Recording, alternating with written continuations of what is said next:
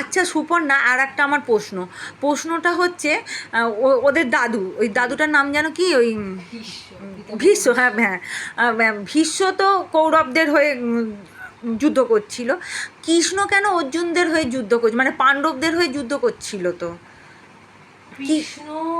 মানে যেহেতু পাণ্ডবরা খুব ভালো বলে তাই জন্য কৃষ্ণ ওদের পাণ্ডবরা ভালো বলে তো আছেই। কৃষ্ণ যখন বাড়িতে ছিলেন, মানে শয্যায় ছিলেন, মানে ওর বাড়িতে, তখন কৌরবদের হয়ে দুর্যোধন আর পাণ্ডবদের হয়ে অর্জুন দুজনেই হচ্ছে, ও সেই দুজনকে ডেকেছিল, একজন সেই হ্যাঁ মাথার কাছে বসবে, একজন পায়ের কাছে, তো হ্যাঁ হ্যাঁ জানাতে গেছিল। কৃষ্ণ আগের দিন রাত্রেবেলায় বলে দিয়েছে, আমি ঘুম থেকে উঠে যার মুখ প্রথমে যাকে দেখতে পাবো আমি তার সাথেই, মানে তার দলেই আমি যুদ্ধ করবো। আচ্ছা হ্যাঁ হ্যাঁ, আমি গল্পটা জানি। হ্যাঁ, কিন্তু আমি কুরুক্ষেত্রের যুদ্ধে কোনো যুদ্ধতে অংশগ্রহণ করবো না, আমি তার সাথে থাকবো। তো মানে সে যেটা চাইবে আমি সেটা দেবো, তার সাথে থাকবো, এটাও বলেনি, এটা আমি ভুল বললাম। সে যেটা চাইবে আমি তাকে সেটাই দেবো। এবারে ঘুম থেকে উঠে মানুষ কোন দিকটা আগে দেখতে পায়? পায়ের দিকটাই।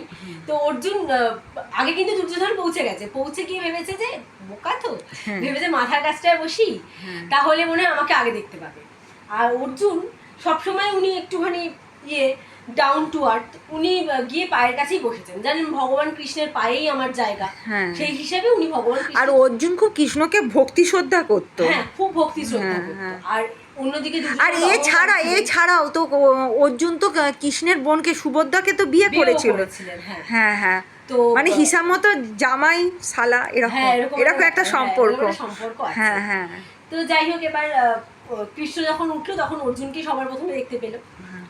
তো অর্জুনকে কৃষ্ণ জিজ্ঞেস করলেন যে আমার দেখো, আমি তো বুঝতে পেরেছি তোমরা কেন এসছো, তো আমার একটাই নর্মাল কথা যে যদি তোমাদের কাছে দুটো অপশন আছে, আমি আমার সৈন্যবাহিনী একজনকে দেব, আর একজনের পাশে আমি থাকবো, এবার তোমরা কে কি চাও বলো। তখন অর্জুন একদম মানে কোনো দ্বিধাবোধ না করে অর্জুন বলেছিলেন, আপনার সৈন্যবাহিনী আমার কোনো প্রয়োজন নেই, আপনি শুধু আপনার আশীর্বাদ এবং আপনি আমার সাথে থাকুন। আর এছাড়া তো অর্জুনের মুখই তো প্রথম দেখলো পার কাছে, অর্জুনের মুখ প্রথম দেখলো বলে তো অর্জুনকেই প্রথমে বললো যে তুমি কি চাও এবার বলো, আমার কাছে দুটো অপশন আছে, হয় তোমাকে আমি আমার সৈন্যবাহিনী দেবো, আর নয় তুমি আমাকে পাবে। আচ্ছা, তখন ও দুর্যোধন তো আনন্দে লাফাচ্ছে, তো বোকা, ও তো ভাবছে যে ঠিক আছে আমার দরকার নেই কৃষ্ণকে, কৃষ্ণ একা আর কি করবো, ওর কত শক্তি, আমি সৈন্যবাহিনী নেবো একদম। আর কৃষ্ণের সৈন্যবাহিনী মানে তো বিশাল। হ্যাঁ হ্যাঁ, তো কৃষ্ণের সৈন্যবাহিনী নিয়ে তো দুর্যোধন খুব খুশি হয়ে গেল। আর এদিকে মানে সব থেকে মানে কৃষ্ণকে পাওয়া মানে একদম বিশাল ব্যাপার। অর্জুন পেলো কাকে? হ্যাঁ, কৃষ্ণকে। আচ্ছা, যেন ভাববেন না যে মানে আপনাদের এই গল্পগুলো আমি বলছি, মানে এগুলো আমরা না এই দুপুরবেলা বসে, টমাক তো এখন ঘুমায়, আর এখন এই সময় আমাদের খুব একটা কাজকর্ম থাকে না, এই জন্য আমরা দুজনে বসে এই গীতাটা সমস্ত পড়ে আলোচনা করে নিয়ে এই রাত্রিবেলা একদম পরিপাটি করে সেজে গুজে কাজকর্ম সব শেষ করে আমরা রাত্রিবেলা বসে তখন ওই ভিডিওগুলো বানাই, বুঝেছেন? এখন আমরা এগুলো রেডি করছি।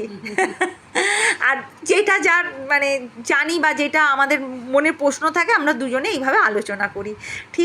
ঠিক আছে রাখছি, যেন কেউ কিছু মনে করবেন না। ঠিক আছে, রাধে রাধে, রাখলাম এখন।